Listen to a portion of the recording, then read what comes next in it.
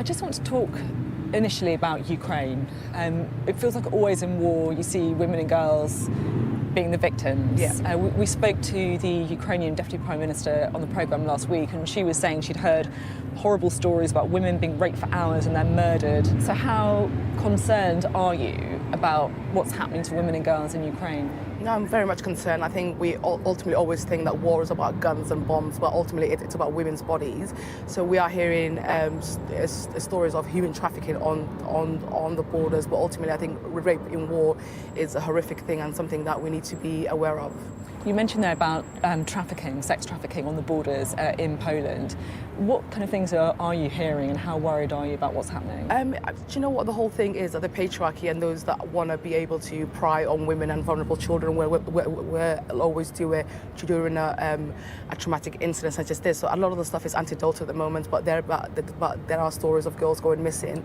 And this is the thing: is like it's a large scale move of people, and traffickers and those that want to exploit young people are going to be there.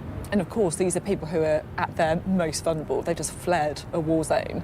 100%, and just looking for safety. And I think it's easy for women and girls to be taken in by traffickers. I think there's a broader conversation that we need to have about the sex industry and actually how women and girls are lured into that kind of conversations. Because across Europe, there's not the conversation that we need to be having, which is about ending demand and actually really looking at the sex industry as a part of the violence against women and girls kind of framework, as opposed to some kind of business, essentially. So the UK is obviously preparing for Ukrainian refugees to start coming here through the Friends and Family scheme, through the Homes for Ukraine scheme. How much support do you think needs to be in place for women and girls who have obviously been through this traumatic experience but also may be very vulnerable themselves? I think we have to take a closer look, and I think the government is going to do everything it can in order to be able to support women and girls. But I think coming back to the question about human trafficking and the feeding into the sex industry, I think that's something that we have to be aware of, and it's not a conversation that is readily had in the UK within the kind of broader mainstream media.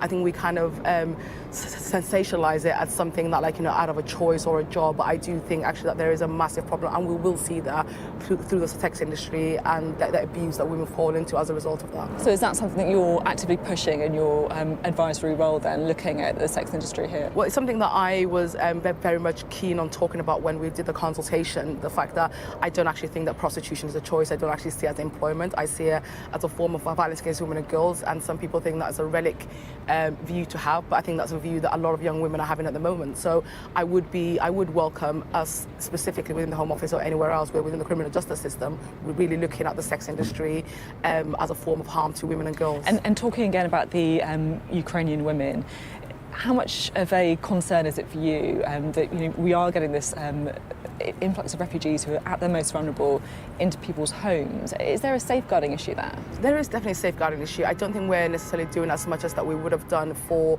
Syrian or Afghan refugees, because there's this kind of idea, the fact that because they're Europeans, then they'll be a lot safer in terms of mixing with Westerners.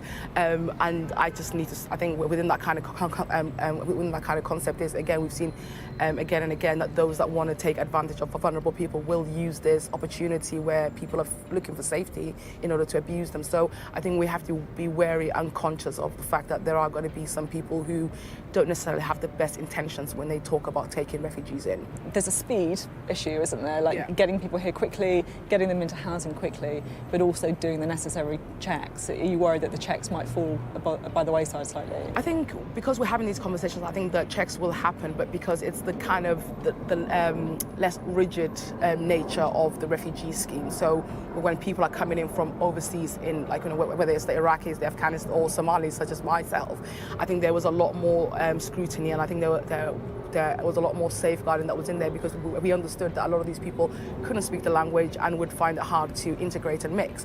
So I think we need to be wary and not be too flippant about the fact that just because they're European refugees, that they're not going to be as vulnerable as any other refugees, essentially. You talked there about your own background. Yeah. You came to the UK as a refugee, didn't you? I did, at the age of 7, and I said that before, that I think London has a very special place in the world, where the fact that there are a lot of people that are very much conscious of what the Ukrainians are going through, be that the Somalilanders myself, the Syrians, the Sudanese. So there's a lot of people who actually understand the realities of war, which is quite horrific. I know everyone's different, aren't they? But as a 7-year-old refugee coming here, Yeah. What kind of thing do you think 7-year-old Ukrainian girls are going to be thinking if they are arriving in the UK? I think that space of just like being home. So one of the things that I was lucky about was I'd lived in the UK prior to me coming back. So I think that sense of just peace and safety, and you really can't put a price on the ability of actually to be able to sleep at night and not have bombs going off. And it is a triggering thing seeing young, again, I bring it back to the whole point is I know we're looking at Ukraine at the moment, but there are wars still going on in Syria, there's things happening in Afghanistan and other places, and children around the world are scared, and I think that is something that we shouldn't take for granted. You mentioned Afghanistan. How much of a duty do you think we have to Afghanistan, given this country's role in the war there? I think we have a massive duty. I think we should be embarrassed in the way that we've actually dealt with things. And for me, again, as a Muslim brown girl, I was like, the inhumanity, that the way that women are being treated, and we're completely disregarding the lives of Afghani girls is actually really, really depressing. Yeah. Why do you think we should be embarrassed? Because the whole point is that we actually just cut and run. I think the big kind of countries have a role to play, and this idea, the fact that we can reason and legitimize the Taliban, who are people, actually men who hate women, is actually quite wild in my thinking. And I say that as somebody who deals with men who are consistently trying to roll back the rights that women have.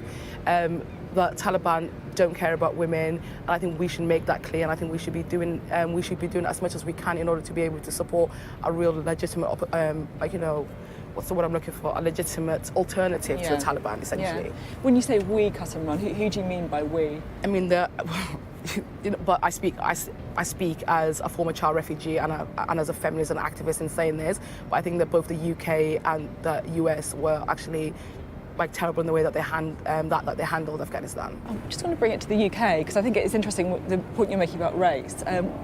It's a very different issue, but still a form of violence against women and girls with what happened with Child Q.